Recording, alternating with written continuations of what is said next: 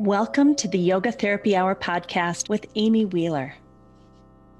I've had the good fortune to travel the world learning about yoga therapy on a global scale, and I've been able to meet many of the leaders in the field along the way.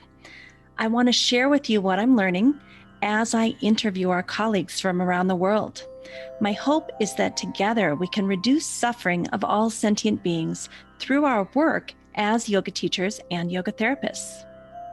Welcome to the Yoga Therapy Hour with Amy Wheeler. And today I feel so honored to be interviewing one of the senior teachers from the Yoga Mandiram in South India that I've been studying for about 2 decades now. I came to the Krishnamacharya Yoga Mandiram in early, I think it was 2001. February of 2001, they had something called the Silver Jubilee. And that was the beginning for me. So it's been 20 years. And one of the reasons I wanted to ask Srinivasan, who is a senior faculty at the Krishnamacharya Yoga Mandiram, and he's also the Executive Director of KYM, I wanted to ask him to come on the podcast because when I did my internships with the KYM, meaning we had finished all of our coursework and then we would have to go for a number of weeks, and we got the opportunity to sit in and observe senior teachers working with their clients, and sometimes they would even ask us to help. So I got to sit in with Srinivasan and see him working with clients, and he taught me so much just by being a fly on the wall and watching how it is that he interacts with students in a kind, friendly way, but also very strict and very direct. I watched him as a yoga therapy consultant, as well as a yoga therapist. You know, one thing that they do at KYM, which is pretty interesting, is that the very senior teachers are the consultants. So they do the intake, the interview, they decide on the priorities, they set the goals, and then they write up the basics of the first practice and kind of the direction that this student will go in. So a senior consultant who's had many, many years of experience does all of that. And then the student is handed off to a yoga therapist who follows the senior consultant's direction with the student. Make sure you do these different postures, this breathing technique. This could be a good chant or object of meditation. So when I was at KYM for my internship, this is the type of thing that sometimes I get to sit in with the consultant, and other times I would sit in with the yoga therapist who was applying what the senior consultant had described. But Srinivasan, he learned directly under Desikachar. He was a student, and he's going to tell you his story about how it came to be that he started working at the KYM. And I also think it's interesting, you know, he has a master's degree from the Tamilnadu Sports and Physical Education University in Chennai. So that was something that I didn't know about him until now.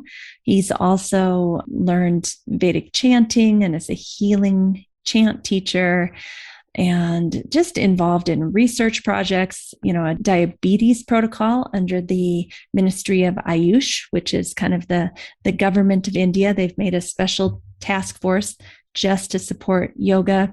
So by the end of the podcast, we're going to even talk about how yoga therapy is unfolding in India and the support that they're getting from the government and how that's making such a big difference to bring yoga therapy to the world. So we cover a lot of topics. We start off with Bhagavad Gita and the implications for Bhagavad Gita in terms of the therapeutic relationship and being a yoga therapist. What can we learn from the Bhagavad Gita about how to become a skillful yoga therapist? And I just think it's a great interview. I really enjoyed myself, and I hope you will enjoy it too.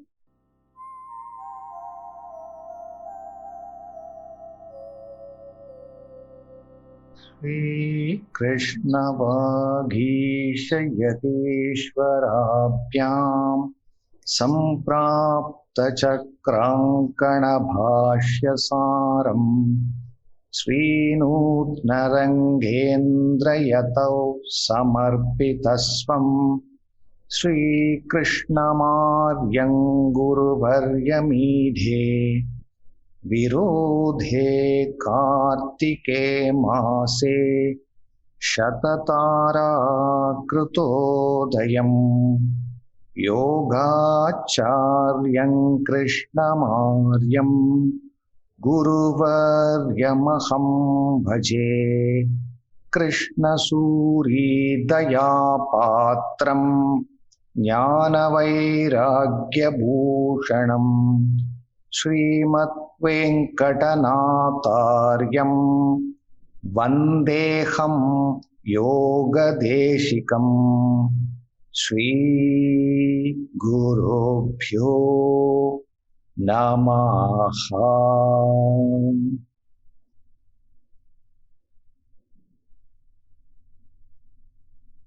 Thank you so much, Srinivasan. It's so nice to have you here on the podcast. And today we're going to be talking about your path and how you came to be at the Krishnamacharya Yoga Mandiram in Chennai, India, and some of the things you do there. But specifically, we're going to get into the Bhagavad Gita and how this text can be useful to yoga therapists and how we as yoga therapists can lean into the text for support and nourishment and comfort during difficult times. So I was wondering if we could start today with just a little bit of history about the Krishnamacharya Yoga Mandiram, and if you could just tell us what the mission is. So Krishnamacharya Yoga Mandiram started in the year 1976 by our teacher T.K.V. Desikachar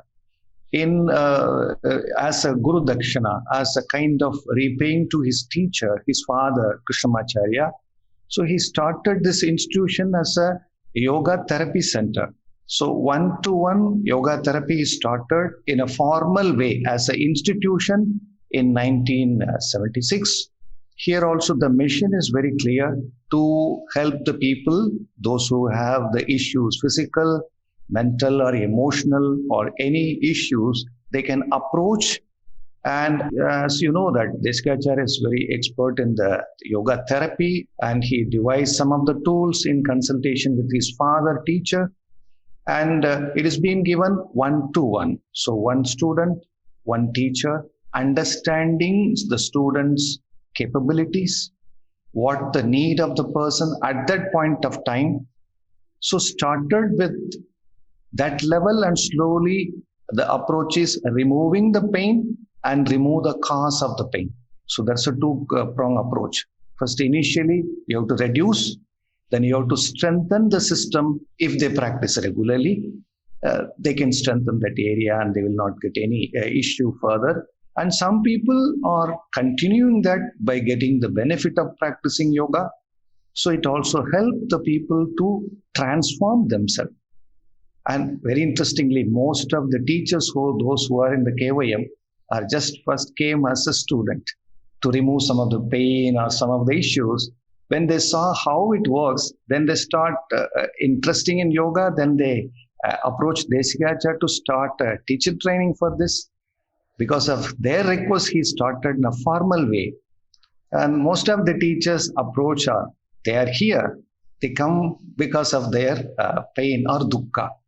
So one of the things is, if you have a dukkha, it also opens up something positive in us. That's amazing. I guess I hadn't realized that so many of you started off as students. I think that's beautiful. Yeah, most of the teachers. Yeah. Wow. So why don't you tell us a little bit, if you're willing, about your journey to become part of the KYM and how it kind of unfolded for you? Oh, it's a very interesting story. I used to bring my daughter when she is in the kindergarten. Now she's married. That is a different aspect. So 20 years back, wow. when she is having some issues in the breathing, so we went to a doctor. She only suggested, why don't you take her to the Yoga Mandiram? So they will teach some yoga practices so that along with the medicine, she can come up very quickly. So when I was approached here, they say, no need for one-to-one. We have Saturday children's class. Why don't you put her in the children's class? So that way I used to come every Saturday and I sit outside like all the parents are sitting. One day I saw a board that the teacher training, the advertisement. I was curious. So it's the evening. So weekly only 3 days, 2 hours. Why don't I try? I just apply and I got a call. You have to write an exam. And I was taken back. Why? So there is an entrance exam. So I also said I will try. So there are some 100 people were there. We wrote the exam. And after a week, I got a call that you passed in the exam. So I was so happy. After so many years of my university days, I given an exam and I get passed. They say you have an interview. So I want to go to a yoga teacher training. Why people are doing all these things? It's also make me curious about this, more curious. So I attend the interview. There are 5 people. They ask why you are interested here. But I have said I just want to make my time. I want to, because I was very interested in philosophy. So when I see the prospectus, they say there is a yoga philosophy, there is Bhagavad Gita. So I think, why don't I do? And also, I used to do asanas and not in a formal way. When I was a kid, my grandfather asked all the children to do this posture, that posture. If we do things, he will give some chocolate.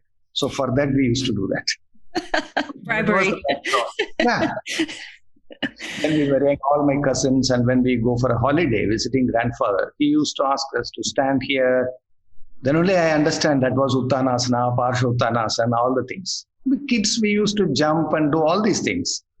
So then in the interview also, after 3 days, I got a paper that you also select among 30 people, you also one of them.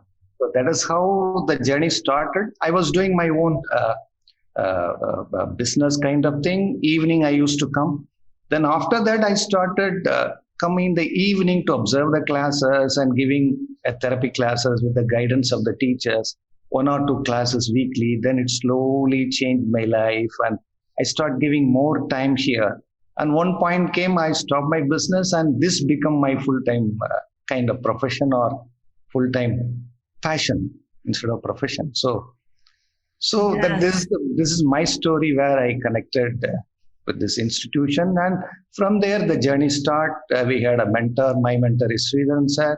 So he guided me many places and started introducing me to many texts. And this is the journey started. And after understanding, after going through some 500 hours of yoga teacher, then they have given some exam for the consultant after 5,000 hours. 5,000? 5,000 students. Oh, wow. If you have done 5,000 classes with the student, then you are eligible to observe the consultations of the senior consultant. I don't know if you remember. I'm sure you had many students come through, but I actually came and observed you at KYM during my internships. And it makes a lot of sense to have people seasoned and mature before they step into the room to even observe, because I remember you had to be kind of strict with me to say, look, this is serious business. This is not for fun, Amy. You need to do it a very particular way. You need to act a certain way. And I was appreciative of that you kind of took me to task. So that is how we train. That is what we got from our seniors. You have to behave like this. Then only you can observe. So you have to be in this way. That is what we have learned. That is what we also tell the people. It is for to understand the thing in a proper way. So after 5,000 hours of teaching, then I started observing the consultation. Then they started giving me how they molded us to become a consultant. This is how the tradition follows. So it was more like a mentorship. After the initial 500 hours, it was more of a mentorship with your mentors shaping you. 5,000 hours. Wow. Yeah. So that was the way in which they make the consultant. Teacher, you start after finishing your teacher training, you can start observing and giving whatever the consultant asks you to give. Ask them to do this practice, that practice. After one class, before second class, we go to the consultant and we'll get the advice how to approach the student in this way. So like that, we get our training. Then after that, we started slowly introducing this kind of consultation methodology. Then slowly the journey started and it is going on. That's beautiful. So tell us about, you've been doing this quite a long time now. What is the one thing in your personal practice, or maybe there's more than one thing, that really gives you the strength and the courage and fortifies you, helps you to become happy and healthy? What is it for you? Is it chanting? Is it studying the text? Is it asana? So there are many combinations, but one thing for sure, what makes me very strong and I can able to handle the situations is pranayama with mantra and bhavana. That is one of the important tool I used to do. Initially, I start with asana, the practice, so that I can able to do postures. I have to teach. After that, I understand for my own self, what I need is more of the stabilizing in the internally. So pranayama with mantra and bhavana, that is one of the things that helps me to make me calm and quiet, to understand things better. So I can respond instead of reacting. Yeah. Most of the time I used to react initially. Then I can able to understand that by reaction, I create more bondage, more of samskara. So how I can respond? Only my mind is calm and quiet, I can able to respond. So I give a small pause before that. So to give that small pause, you need a practice.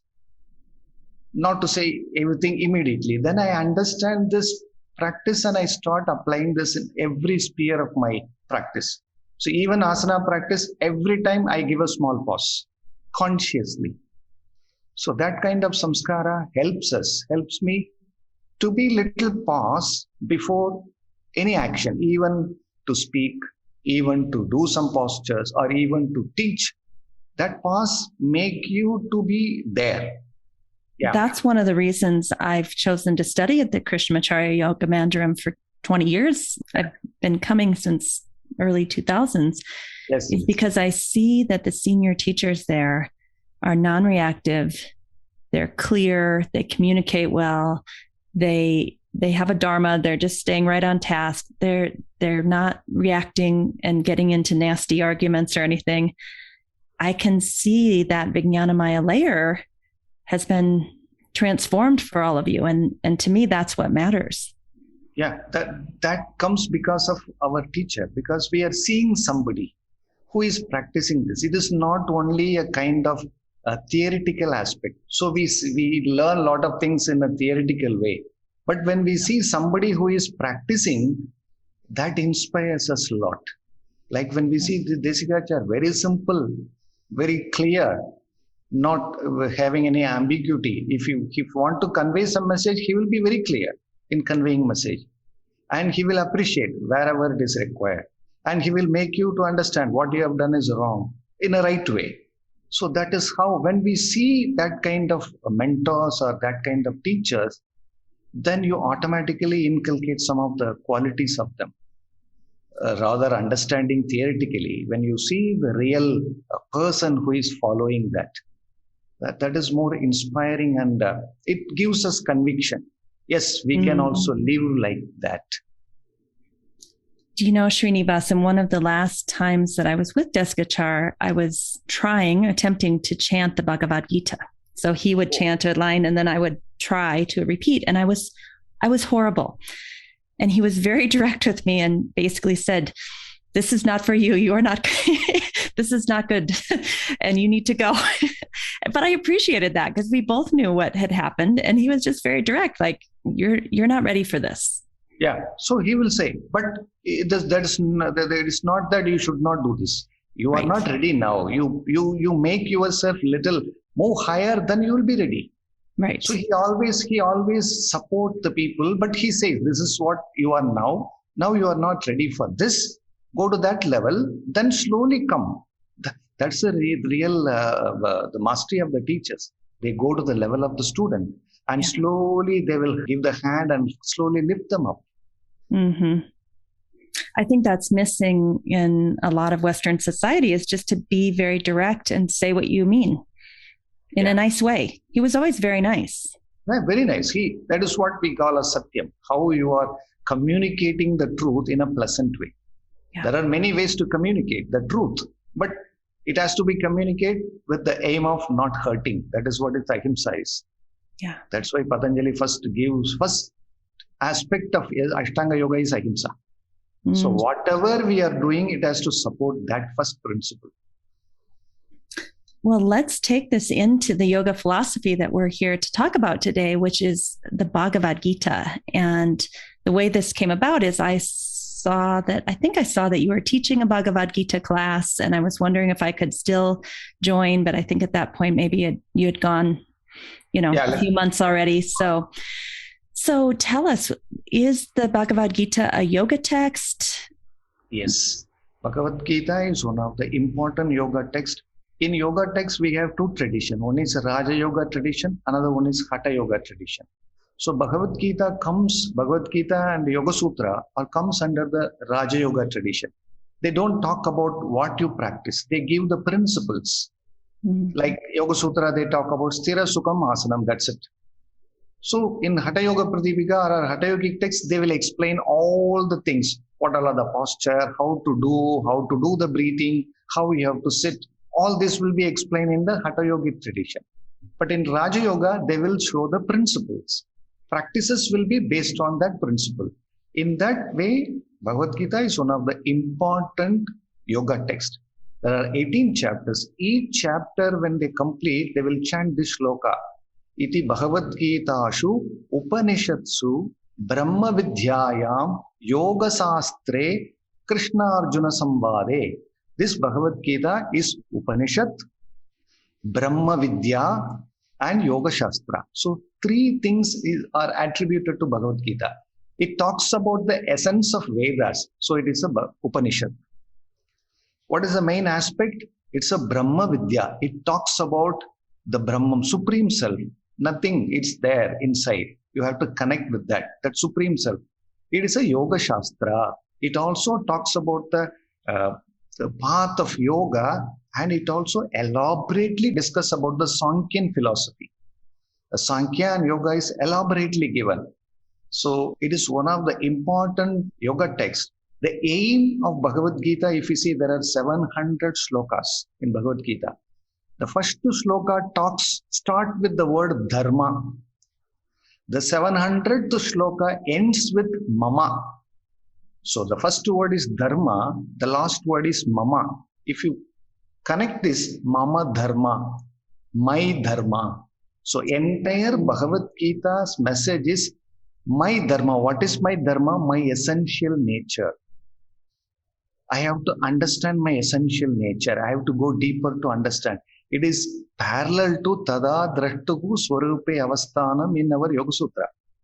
1.3. Yeah, when you reach the state, what is the purpose of Chittavritti Nirodha? What happened? Tada Drashtuhu Swarupe Avasthanam. That Purusha will establish in its own nature. Bhagavad Gita's aim or the central theme is the same thing. Connecting Mama Dharma. What is my Dharma? What is my Swadharma? What is my original nature? Now I came out from my original nature. Now I have to move towards so that I can connect with that original nature. That is the essence of Bhagavad Gita. And many yoga definitions we can find from Bhagavad Gita. For example, in the second chapter, it says, Samatvam Yogam Uchyate. What is yoga? Balance of the mind is yoga. Samatvam. Because why we are suffering? Because of duality. Always there is some kind of pairs of opposites or dualities that makes us to move from likes and dislikes, all these kind of things. So balancing is very important. That's why Samatvam Yogam Uchyate. Then another definition says, Karmashu Kaushalam. Dexterity in action. Skill in action is yoga. So we have to see both together. So yoga means skill in action, at the same time, balance in the mental level. Because most of us will have any one of them. Some people will skill in action, but there is no balance. Some people, they are very balanced, but there is no skill in action. Both are not going to help us. We are only 50-50. So he's giving two paths together. Then only we can say it is yoga. Because many times what happens? People think a yogi or a person of spiritual, they are their life is not dynamic. They will sit somewhere, it's a lethargic. No, they act in a very skillful way. The yogi is the one who acts very skillful way. At the same time, he will be very balanced. So That's beautiful. The beautiful definition given. So many times what happens, people interpret this and separate thing, and this is separate, this is separate. No, we have to see it in a very closer context. We can see in the world also, some country, people are very skilled in their action. Some countries, people are not so skilled, but reasonably balanced. But both are not good. So everyone has to be there with all two together, then it is yoga. And also one of the beautiful definition in the commentary, it says, Dukkha Samyoga Viyogam Yogam. So Dukkha Samyogam, something is connecting me that creates the dukkha, that creates some kind of pain. What is yoga? Disconnection of that connection. Dukkha Samyoga, that Samyoga, yoga, Viyogam, you are disconnecting that which connects with dukkha is yoga. And would you say that disconnection from the dukkha happens because you've connected with something deep inside yourself? Yes. And very interestingly, many places he talks about the vairagya. That is he uses the word. There are many different words he uses. Sannyasi. Sannyasi means one who has completely renounced. So first, he has to start with yogi. Yogi here doesn't mean what we are thinking about the yogi reached. No, one who has started the path. He is a yogi. That is one who is doing some action. Then he has to move from that level to sannyasi, renouncing. Then only he will eligible for dhyana, meditation. So beautifully coordinate how it is going and helping. So there are four paths he is emphasizing in Bhagavad Gita as a path of yoga. One is karma yoga, another one is bhakti yoga, another one is jnana yoga, then another one is dhyana.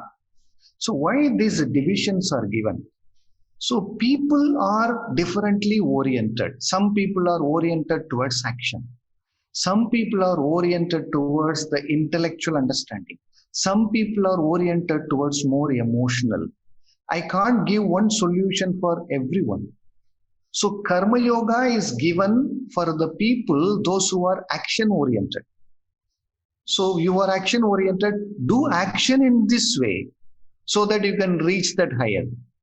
Some people are intellectually, I can't ask them to do this job or that job. They can sit and they can reflect, they can understand things intellectually. For them, jnana yoga, how you are going to tread the path. Some people are very emotional. So for them, the bhakti yoga, you just connect with that through the emotion.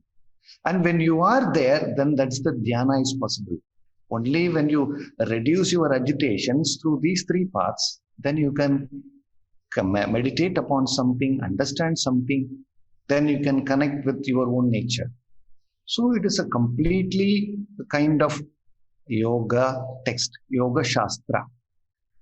Would you say that there is a hierarchy, meaning that at the lower levels you do karma and then, maybe later you'll do bhakti, or is it truly non-hierarchical?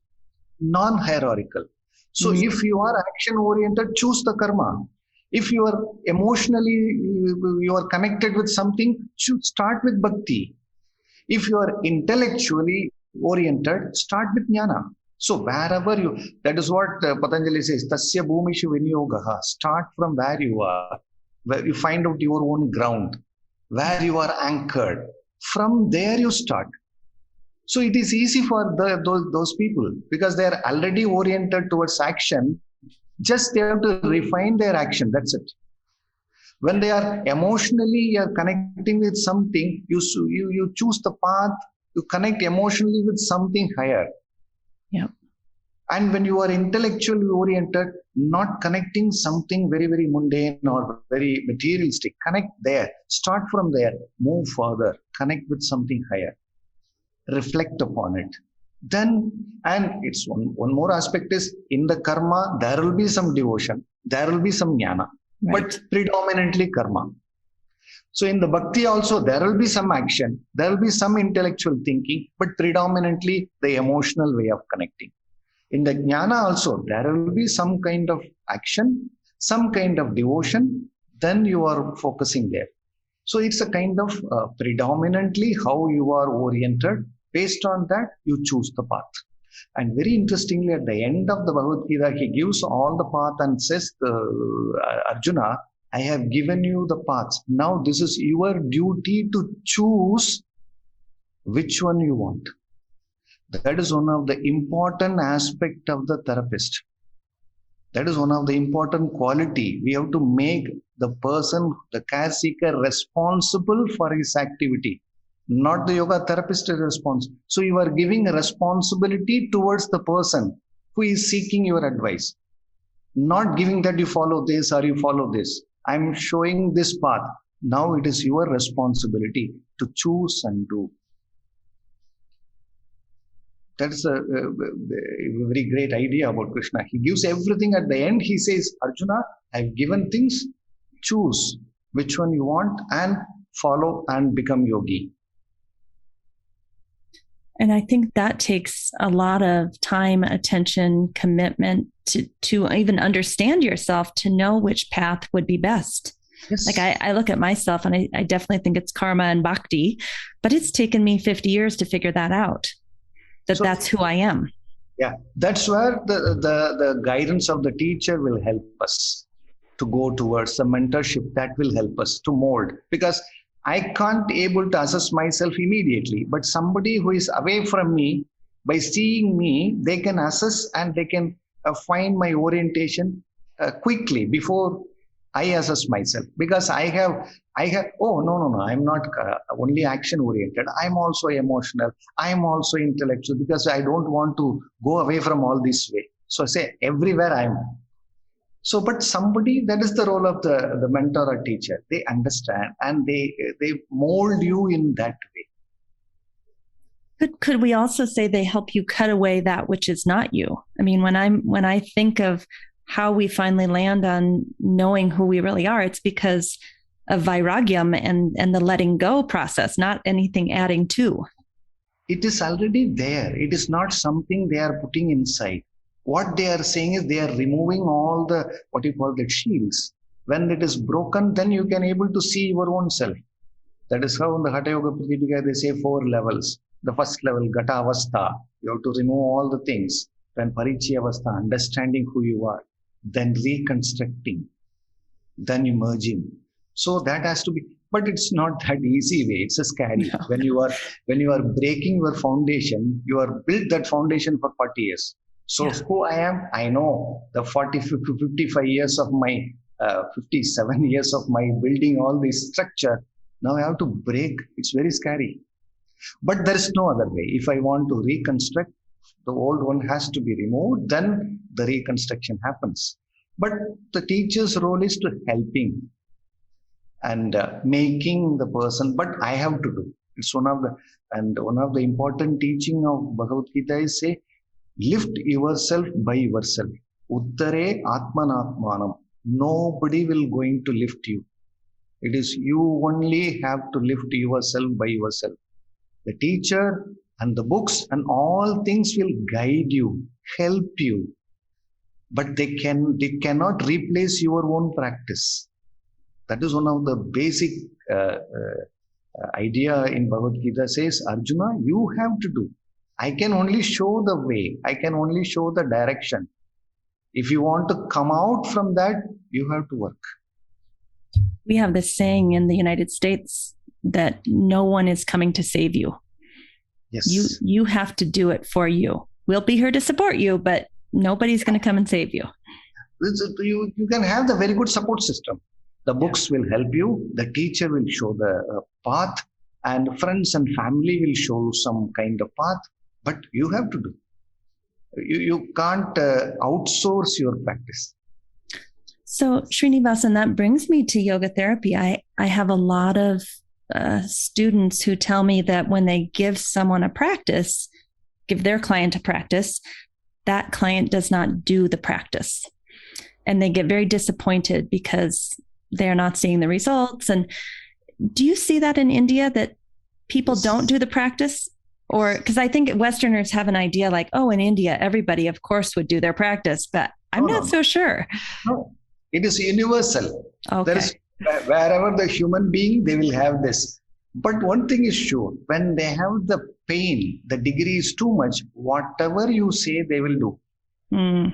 Because the thing is, the pain has to be reduced. So they will, you say you have to do this, morning 10 minutes, midday 10 minutes, evening 10 minutes. After a week, they become little better, then the priority changes. It is only priority. It is not that they don't want to do, or they don't want to follow this. They want to do that, but the priority changes. 1 week, they took a leave from the office. They are doing everything.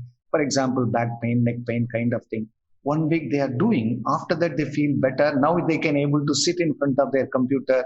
They can start their work. Then the priority changes. Then after 1 or 2 months, they will call. Sir, I have the same pain. When can I come and meet you? Sir, I have given a class.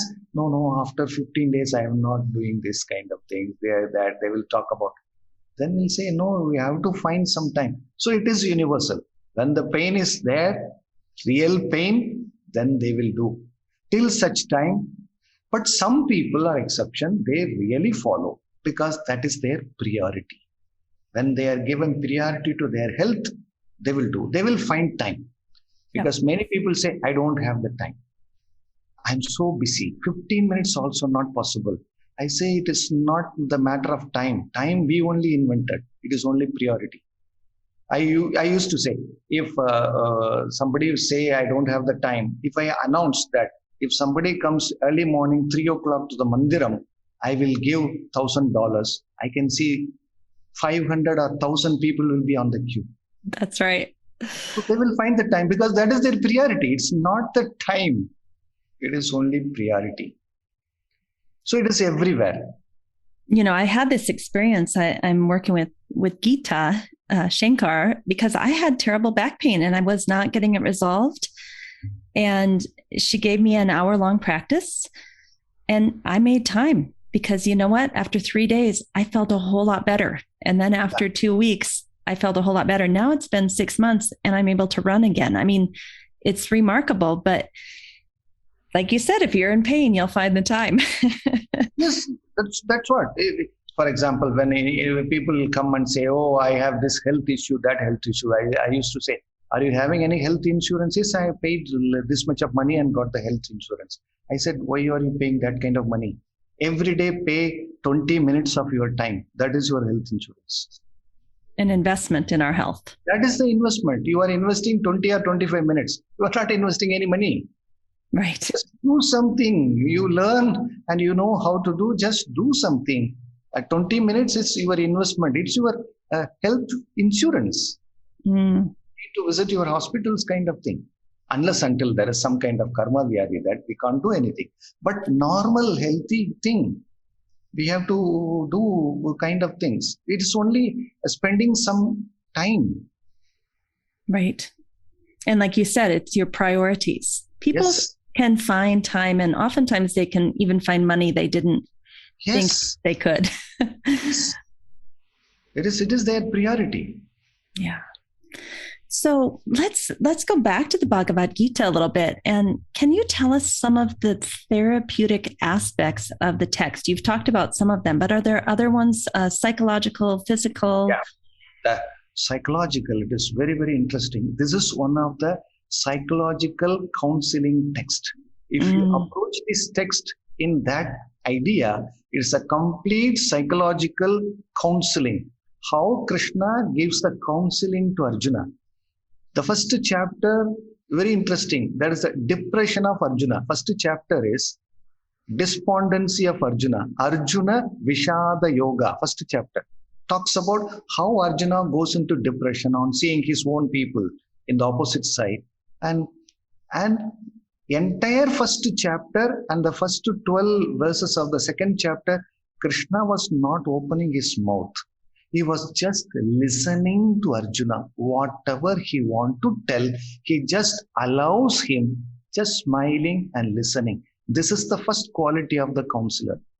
You have to allow the care seeker to pour in whatever he want to or she want to tell. Just allow that to be happen. That is the first level. And at the end of his first chapter and first few slokas in the second chapter, he said, "Oh, now I don't know what to do. Can you please help me? Now I am surrendering." Then only he started giving the sermon. Very, very interesting aspect. Unless if the advice are not sought, we should not give advice, because that doesn't have any value for them. Only people, when they say, "Please help me," if you give advice, then it has a lot of value. But what is happening today? Everywhere it is given very freely. If somebody want to talk something, within 2-3 minutes, we interrupt and say, "No, why don't you try this?" We are not allowing. So the first psychological aspect of counseling, clearly, he is talking about, he just listen and understand. He is emotionally very, very weak. And his emotions are completely taken over, and he's not judgmental. Very interesting, very important aspect. Krishna was not judgmental. He just observing how Arjuna is pouring, understanding his emotions, how it, and interestingly, this emotion is kindled by Krishna only. It is not that Arjuna got the emotion when he enters the battlefield. Very interestingly, because Krishna knows he is emotionally little weak. So before the war starts, I have to clean that. Then only he will be steady in the war. If after the war has started, if we become emotionally weak, then he cannot able to win the war. The same situation. War is, we can connect the war, Mahabharata war, and something happened in the history. But the perpetual war is happening every day with us. There is externally, there is a war happening. Internally, there is a war happening. How to handle this? So this text clearly talks about how psychologically he is approaching. And when, interestingly, he state you have to act. Because Arjuna say, "I don't want to do, I'm retiring from the war." Interesting. Conveniently. He was waiting for this war 13 years. 13 years, Arjuna was waiting for this moment. Arjuna represents the skill improvement. Each character in Bhagavad Gita, if we see, everyone represents some quality. Arjuna represents skill improvement. He will not sit quiet at all. He is well versed in this Dhanur Vidya, the bow and arrow. Whenever find time, he used to practice or do tapas to get some kind of weapons from the celestial being. So he always improves his skill. That is one of the things what we have to learn from Arjuna. If I want to be in my field, I have to improve. It is always a continuous process of improving and upgrading my skill. Then only I will be relevant, or otherwise I will not be relevant to that field. So Arjuna represents that. 13 years he is working for it, but the end moment, at that appointed time, he says, "I'm not going to do this." So this happens to our life also. We are planning something, we do everything, but some obstacle come, we say, "No, this is not my cup of tea. I don't want to do." So he says, "No, you are prepared this for this kind of thing." So he's in the counseling, Krishna uses many ways. First, he talks about the devotion. It is not you have to do. In the devotional way he approaches. Then he talks about in the vanity. If you don't do, people will not appreciate you. Then he approaches in a personal way. "Don't worry, I am here with you. You can do this," in a personal way. And he appeals with a anger. If you don't do this, then people will get anger. Those who are coming with you for the war. And he also threatens him. If you don't do this, what should be the consequence? So all the way he is approaching. So it gives us the tool how to approach the student in a different angle. In a devotional way, in permission, in a vanity way, or personal appeal, or Fear sometimes works, not threatening way. If you don't do this, what's the consequences? So this kind of thing. And another interesting aspect is, throughout Bhagavad Gita, the 700 slokas, many places Krishna uses different names of Arjuna. Arjuna has different names. So like Dhananjaya, one of the name of Arjuna is Dhananjaya, like our Dhananjaya Vayu. Dhananjaya means winner of wealth. So he uses the word Dhananjaya. You are the winner of wealth. You can do. And some places he say Bharata Rishabha. You are bull among the Bharata clan. You can do. Some places he says Kaunteya. You are the son of Kunti. Kunti is, who is the Kunti? He is my sister. You are very close to me. And Gudakesha, you are the one who has mastery over the sleep. Arjuna has this quality. He is completely master over the tamas. And some places here you are the Sabyasachi. He is the only person who can handle two bows at the same time. That was his ability. Normally people hold the bow and they will throw the arrow. But Arjuna has the ability to hold the two bows with the toes, with his toes, and he can have the arrow like this. Sabyasachi. So many names. So he uses his names appropriately to make him understand in a subtle way that you are capable of doing. You have the potential. So he was like implanting almost an identity. Not directly, but taking the name in an indirect way, they also reconfirm that you are the person you can able to do. So you have the capability, you have the potential. So this is the way in which the person has to approach somebody is in the psychological distress. So there are many positive aspects. So we can make them to understand you have this positivity. You can able to do that. And that's part of the reconstruction process. After the old identity has been broken down, there needs to be this new way of seeing ourselves, right? Yes. And if we see some of the the characters, when we see the characters, the main character is Dhritarashtra, the king, the blind king. And his son is Duryodhana, the Kaurava clan. That's a story. That's a big story. So the Duryodhana, the Dhritarashtra is a blind king, born blind. When he married Gandhari, Gandhari is his wife, the Duryodhana's mother. She is from Gandhar, that is today's Afghan. In those days called Kandahar. So she is the daughter of the king of Kandahar. So she is called Gandhari. After marrying him, she said, oh, my husband can't able to see, so I don't want to able to see the world. So she voluntarily tied her eyes. She said, I don't want to see. So this is the story part. What we have to understand is, we are spiritually blind.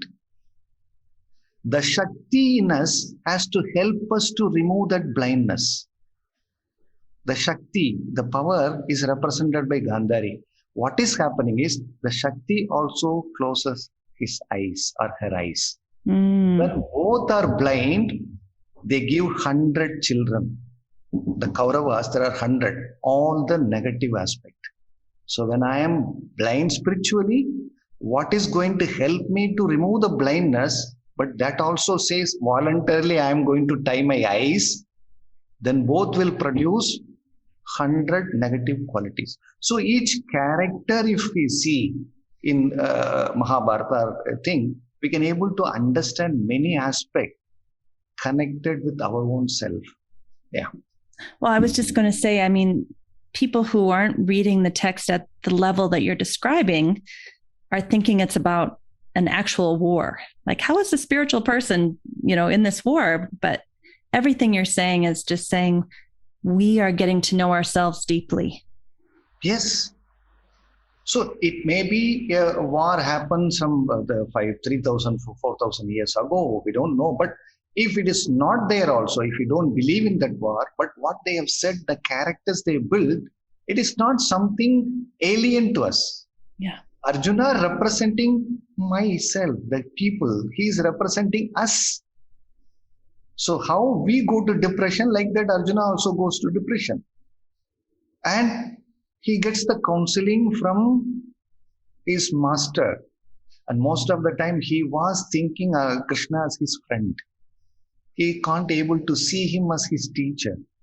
Only in the battlefield, when he saw the Krishnas, the Vishwarupa Darshana, the big form, cosmic form, then he say, oh, now he understood. He's not just a friend. He's a great. That is how we also behave in the world. We think this is my friend, he's my student, but they are the real teachers for us. If we see them in that perspective, they are the real teachers. We learn a lot of things. Even as a care provider, we learn more from the care seekers. So they are our teachers. So when I have that idea, when I have that frame of mind, then I want to learn more. That means I observe clearly, observe more. It is not just they are coming to seek some help. No, they are helping me to understand more about themselves and myself. So if I change that perspective, then it is not a kind of job. It is they are giving me opportunity to understand things, learn things every time. And I think that's very different than being friends, right? I mean, we're not friends with our clients. We have a boundary. I'm not talking about them as a friend. I'm talking about real friends. When we are in the school, college, or somebody very friendly moving, we normally think they are just kind of playmates. But if we observe them, they are the real teachers. They make me to understand how I relate with them. I observe them, how I am relating. So they are the mirrors for me to understand who I am. Right. That is how the Yoga Sutra says, Maitri Karuna Mudito Pekshanam Sukha Dukkha Punya Punya Vinaya Vishayanam Bhavanadaga Chitta Prasadanam. If I see that sutra, so it is talking about, you have to inculcate these 4 qualities, 4 attitudes. For what? I am connecting, I am relating with somebody, and these qualities are helping me to see myself. They are the mirror. How I am relating with somebody who is very happy. How I am relating with somebody who is in dukkha. How I am relating with someone who is doing right job or right kind of action. How I am relating with somebody who is doing not so right action or some bad thing. Whether I am judgmental, whether I am connecting with them very easily. So this helps me to understand myself more. It's reminding me what my chanting teacher taught me, and I'm just going to put this on the screen for a moment. And this is something that Desikachar talks about, that if you're in conflict, Asmita is predominant. If you're in confusion, you're probably having some misperception and some avidya. If you have anger or selfishness, you need to meditate on detachment or vairagyam. And if you're feeling not confident or insecure, reflect on bhakti, right? And so I've used this for years to meditate. When I'm in those states, I come back to that piece of paper and say, okay, well, what's the asmita that I'm doing here? So is that kind of what you're talking about? Yes. When I'm connecting, when I'm seeing the people, when I'm connecting, they are giving me an opportunity to understand me better.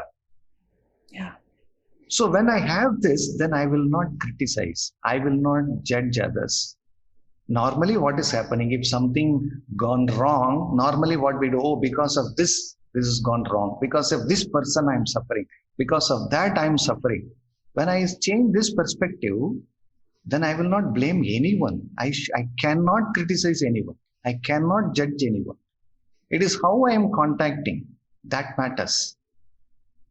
And how do we, I agree with you, but how do we stop evil though? If there's truly a harm being committed, I would think having clear right action would be necessary, even if we decide not to judge. Yeah, right action has to be taken, because the word upeksha, it gives a lot of misunderstanding. So upeksha means I'm indifferent to somebody is beating or something is happening. No, whatever you have to do, you have to do. But not in the frame of mind that this person is very bad, is horrible, non-judgmental, but at the same time, what I have to do, I have to do. Whether I have to call the police or I have to give some complaint, whatever means I can able to do at that point of time. The basic idea is I will not lose my balance. Yeah. Because only when there is a crisis, I must be calm. The problem is when the crisis comes, I become imbalanced. I become restless. So I can't able to handle the crisis. So the need of the crisis, I must be calm and quiet so that I can understand properly, so that I can take action in a right way. Right. So my personal practice helps this. It will not come on its own. When I do my personal practice every day, it will give me this kind of opportunity to have that equanimous kind of thing, not immediately judging someone. Yes, he has committed some mistake. For that, he has to go through whatever the law or whatever is saying. But I'm not judging. He is very worst person. He is very kind of thing. But I'm not losing my balance. And so when we connect that to yoga therapy, I mean, some people would say, yes, that everything you're talking about today has to do with yoga. But when they think of yoga therapy, they think, oh, my neck hurts or my back hurts or I have asthma. How do you see that connection? I personally think what you're describing is exactly what we're doing in yoga therapy, just on a one-on-one basis. Yes. And the neck pain happens to clear up and the back. I mean, the physiology shifts and the skeletal muscular body shifts as a result of this change in attitude and mental state. So very interestingly, the health means in Sanskrit, it is called swastha. Swastha means I'm healthy. If you split that word, swa asta, swastha. Swa means my own self. Stha means staying. If I stay with myself, I'm healthy. Vyadi means illness. V means disconnection. Adi means something deeper in me. When I am disconnected from my inner self, I am having illness. I have a disease. When I am connected with myself, it is health. So in yoga therapy, even though we are doing something to elevate the pain kind of thing by giving asana, kind of pranayama kind of thing, we also give something that knowingly or unknowingly go and touches something very internal thing. So they start connecting with that. That's why they say, oh, I feel good. Because they can't express other than that. They say, how do you feel? Are your pain gone? Pain is there, but I feel good. So that I feel good is nothing but they are going and connecting with their self. They are slowly going closer to their own self. That is the expression of I feel better. And it almost has like a mystical or a magical quality to it because you can't figure out exactly what's happening. You just know you feel better. Yeah. They feel better because they feel something is happening inside. They can't express. They can't able to see. So we can understand something is happening, some kind of inner thing. The journey has started slowly. If they sustain, then they can go deeper and find kind of thing. But it's not that easy. Like I said, priority. Right. So with all of that said, where do you see the field of yoga therapy going in the next decade? So it is positive because there are two sides of anything happen in a positive and there is some kind of not so positive side also.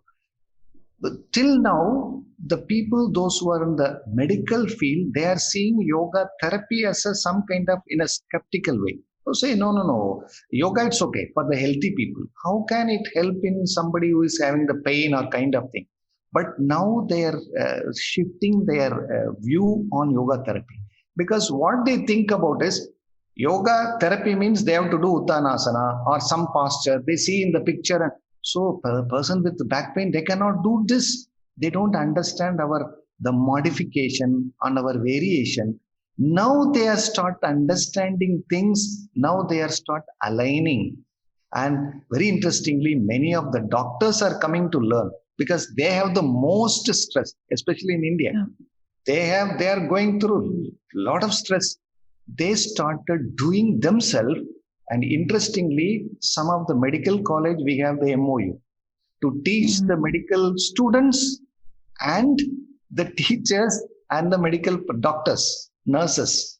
So one of our teacher does every day 3 hours sitting in that medical college. Wow. So scenario is changing. So now they only came and asked, why don't we have a memorandum of understanding? Why don't you send one teacher there every day? So slowly after he is giving classes to the medical student, first year, second year, third year, and some of the those nurses and the doctors. So now the scenario is changing. Previously they are very skeptical. Now they start recommending to their students that go and learn yoga along with the medicine. So they can see the recovery is very fast. Because the students are taking only pills or medicine, something external goes in. They are not doing anything. But along with this, if they do pranayama or basic kind of postures, then they can see the things are happening in a very, very tremendous way and a very fast forward approach. So now initially people also come when they went to allopathy, Western medicine, then they go to Ayurveda, then they go to Siddha or some. If they are not able to cure, then the last resort they come to yoga. Because somebody, neighbor would say, you have done everything, why don't you try that also? So it's like a lost choice for them. They don't, okay, I have done a lot of things, this also I'll try. That was the mentality. Now something happened, immediately their first preference is yoga. They come and sometimes we recommend you need some medical intervention also because your problem I can't handle through only yoga. So that kind of the satyam, the truth has to be come from the yoga therapist also. It's not that everything I can cure. That is the other side of yoga. Now people are saying, oh, if you have cancer, come, I will cure you. If you have AIDS, I will cure. That gives the bad name for the yoga. So, and one important thing is when something become popular, when something become very, very famous, the vulgarity also come along with it. It becomes also vulgar because people are there to how I can do something so that I can immediately catch something or earn money and do something like that. So the positive things is now people are preferring yoga as the first thing and doctors are recommending. They are doing themselves and they see the benefit. So this is the best scenario. It changes the entire thing. And especially after this government, what we have, this government is supporting yoga in a very, very holistic way. In terms of money, in terms of promotion, in terms of research, they spend because they want to make this as one of the important things. It's a national treasure. Yeah, national treasure. And they create a lot of things. And they also have, especially we are doing one-to-one, but they want to reach to entire mass. So they have done a yoga app, 5 minutes yoga break. Myself and Sridharan are also member of that committee when we went to Delhi and we discussed 5 minutes yoga. It is for people, those who want to have a tea break. Whenever you go to office, they say after 11 o'clock, so I feel tired, so I will have a tea. So 5 minutes tea break. Now replace that with this 5 minutes yoga break. Why break? That is called why break. If you go to in YouTube also it's there. Why break? 5 minutes. Morning. Like the letter Y? Why? Yoga break. Why? Okay. So 5 minutes, if you do this, whatever energy you are gaining by drinking a tea or coffee or doing something, you'll get more than that energy without spoiling your health. Now it has been introduced to many, all the government offices, all the kind of things. And they have selected some 7 institutes all over the India for the pilot study. We have done that pilot study in Chennai for 700 people.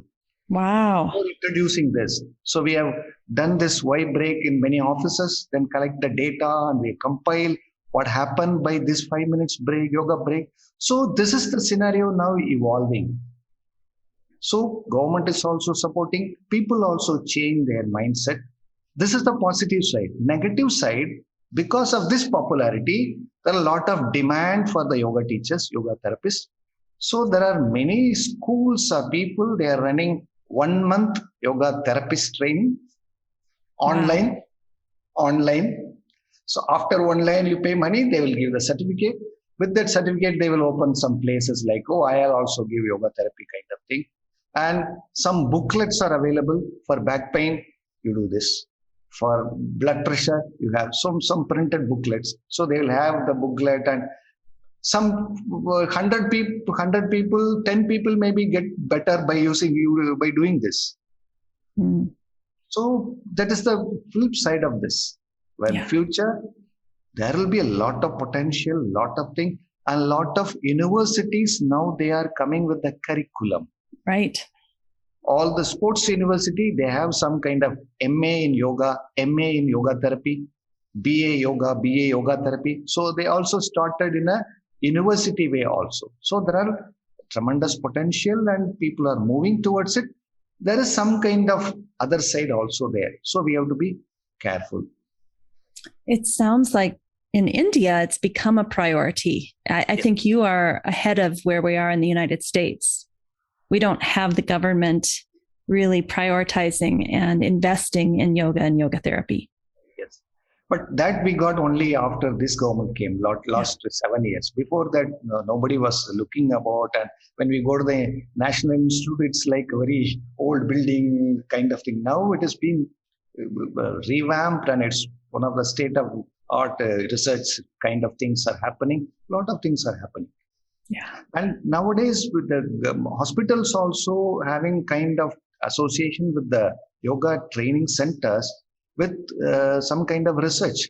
We are going to enter one of the MOE with Apollo hospitals, how yoga therapy is going to relieve the migraine pain. So we are going to have that kind of thing.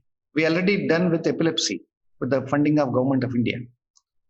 Will you have enough teachers for all of this, Srinivasan? I mean, when I look at the KYM, it doesn't look like you have hundreds and hundreds of teachers there. No, we have 35 to 40 teachers.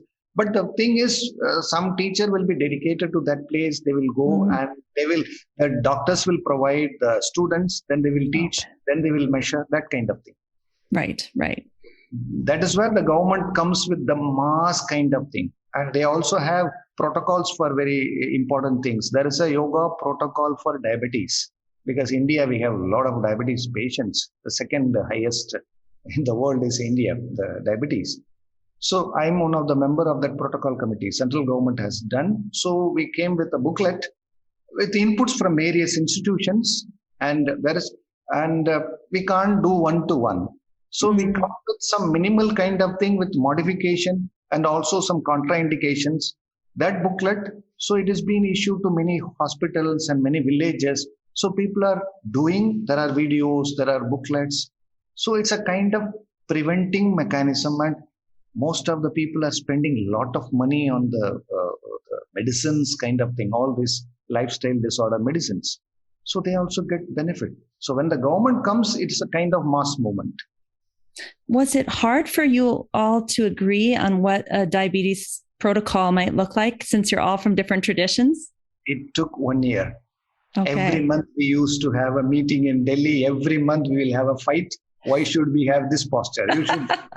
So that tradition says, no, my tradition, they say, this is the best one. So there is a via media, came, and what we have done is we have not fought with all these things. We enter in the last leap and they said how to do all the breathing because everyone was doing this thing. So what I did was, so you are giving the posture. I will do the sequencing from standing. Like that. I have done the sequencing. Then I have done the breathing, how to introduce the breathing and added some postures with the stay kind of thing. Because there are great people like great Swamijis. Everyone was there in that protocol committee. But there is no other way. We have to come to a via media. Then we have done. But it took 1 year. And we're not going to get everything we want all the time. Yes. We have to compromise. Yeah, compromise for the sake of the entire mass. It reaches many people. Yeah. If I can do, I cannot reach that kind of masses.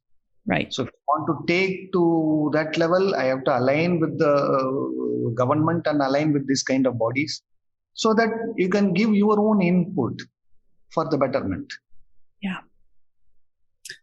Well, Srinivasan, we're almost out of time, but one of the reasons I wanted to have you on the podcast is because I was requesting that you give a Bhagavad Gita class as it applies to therapeutic context and psychological counseling.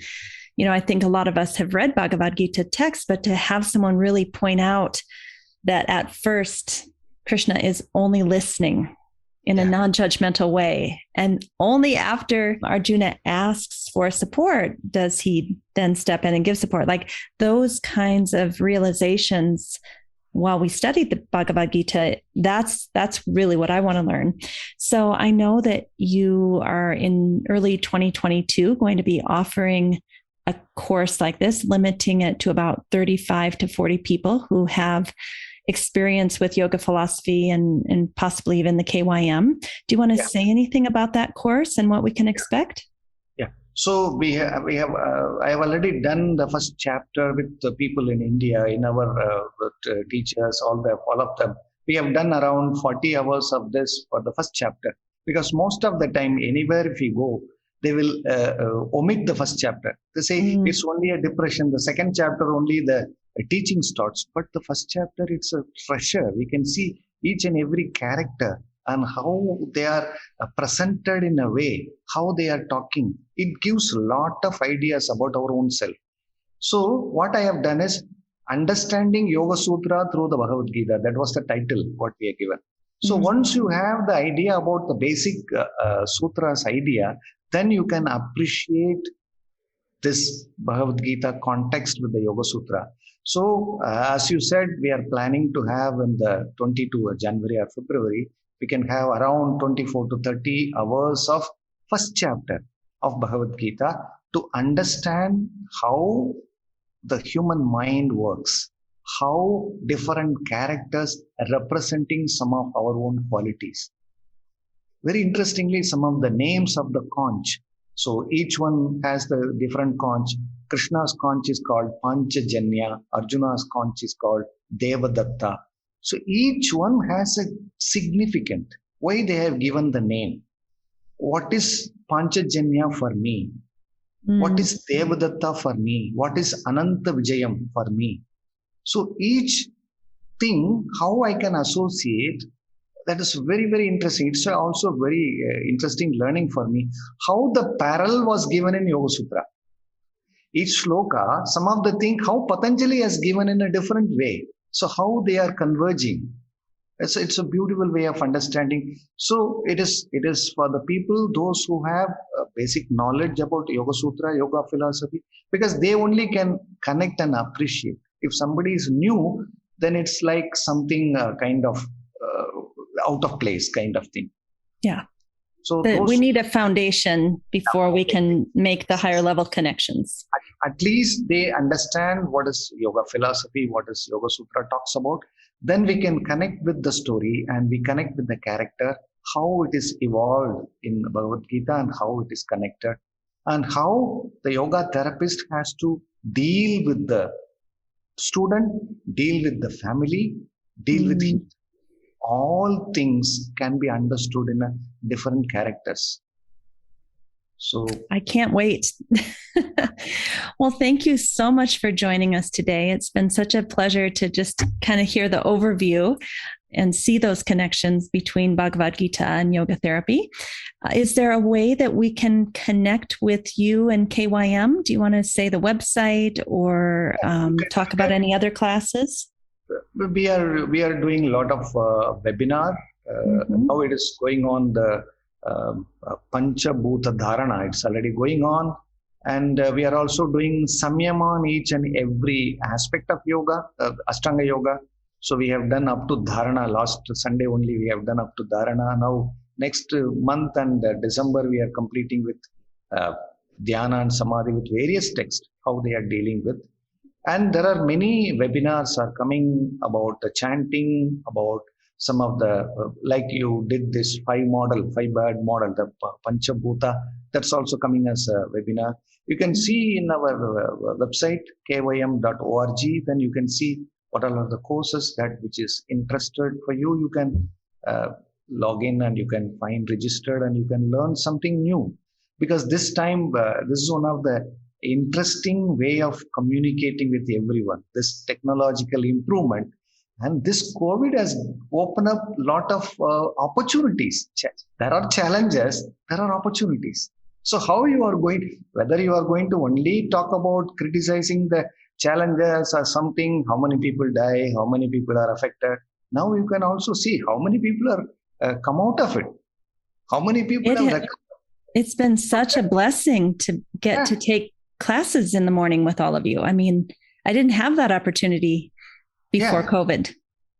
Before COVID, we also a little skeptical whether online it is going to work. Now it is a kind of samskara. We develop and we also get, yes, it is possible. Another way, another avenue to disseminate the knowledge of Desikachar and Krishnamacharya. So do you think it will continue even after COVID has kind of recovered? Do you think it will continue to be online? Yes, because it is very easy for everyone. Yeah. Or otherwise somebody has to come and travel and stay here, and for some it is easy. They can do their job, they can continue, no need for take holidays. Only weekly 2-3 hours they can spend, and they can upgrade themselves. That is what we talk about, Arjuna, the skill development. You upgrade yourself, so you read, understand. Yeah. Well, thank you so much for joining us. It's really been my honor to have you here representing Krishnamacharya Yoga Mandiram. And I just want to say thank you. Thank you for you to give me opportunity to express about our institute and about the text.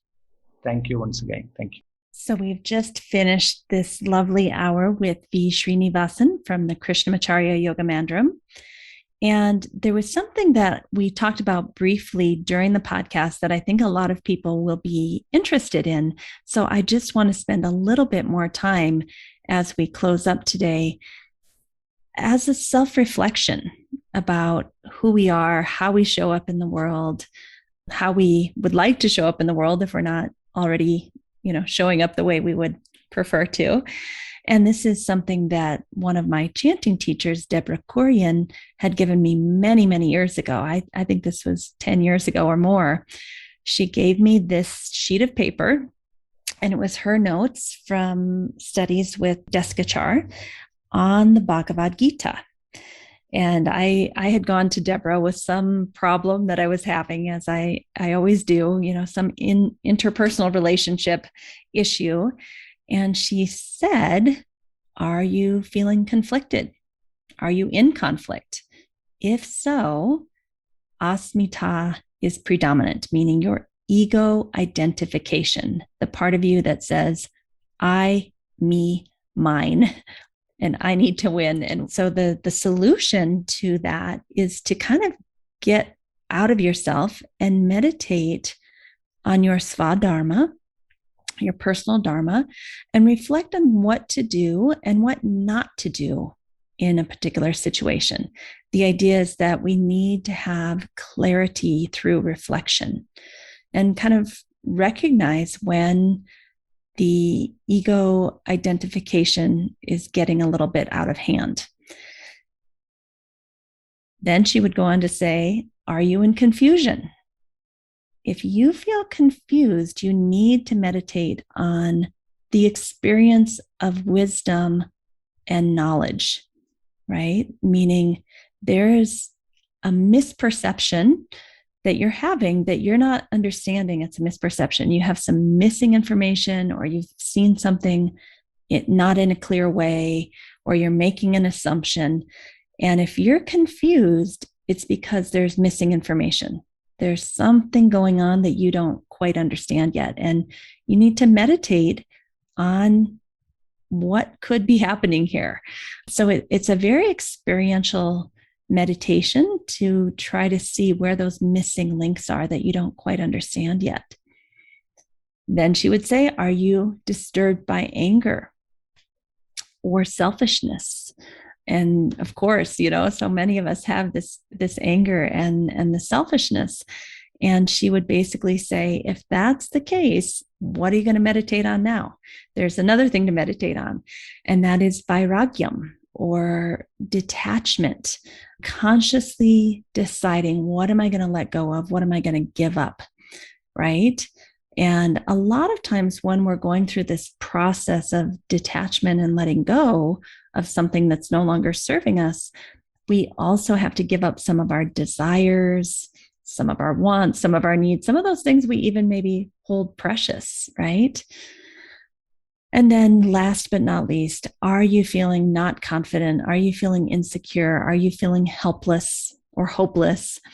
And if so, meditate on devotion, on bhakti, that basically there's something higher than me that is supporting me and nourishing me. I am here doing my job. I'm putting one foot in front of the other. I will be of service until I'm told I'm no longer needed. I have faith in the process, even though it's very difficult.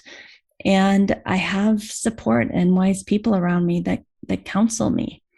And basically having faith in all of that. So that to me, Desikachar's basically short cliff notes on the Bhagavad Gita, that was so it is helpful. I think about those things all the time when I'm in conflict or when I'm angry or when I'm feeling selfish. I go back and I look at that and I think, okay, what's really going on here? And as Srinivasan said, this is our opportunity to go within and to look within. This yoga journey is not about changing what's out there. This yoga journey is about getting clarity about what's in here. And as he so eloquently talked about, that if we can de-link from the conflict and the anger and the judgment, and instead connect with something deep inside of our own heart, the courage, the faith, the love, the compassion, the satyam, the truth with kindness, if we can continuously come back to that place within us and get clarity, this is the path of the person who's practicing yoga. So I will leave you with that today. Thank you for joining us. It's been my pleasure to be with you, and I wish you well. Thank you for listening to the Yoga Therapy Hour with Amy Wheeler podcast. Another nonprofit organization that we like to support through this podcast is the Krishnamacharya Yoga Mandiram in Chennai, India. They are the source for the teachings of the Optimal State Yoga Therapy School, and we are so grateful. The KYM's Mitra division offers free yoga therapy training to a large number of socially and economically underprivileged children and women in Chennai. Feel free to support them through the link listed below on Red Circle, and we also have details on our website, which is also listed below. And finally, a special thank you to our team here at Optimal State. We are truly a global family. George Mantuan, one of our executive producers. Adam Satchel, senior media producer and sound engineer from the Philippines. Krishna Panchal, a producer from Canada. Modupe Abdullahi, who does the show notes and is an editor for us from Nigeria. And Peter Morley, who wrote and produced the music for this show, who lives in Australia. Find more about Peter's work at www.zenmusic.biz. Thank you for listening, and we'll see you next time.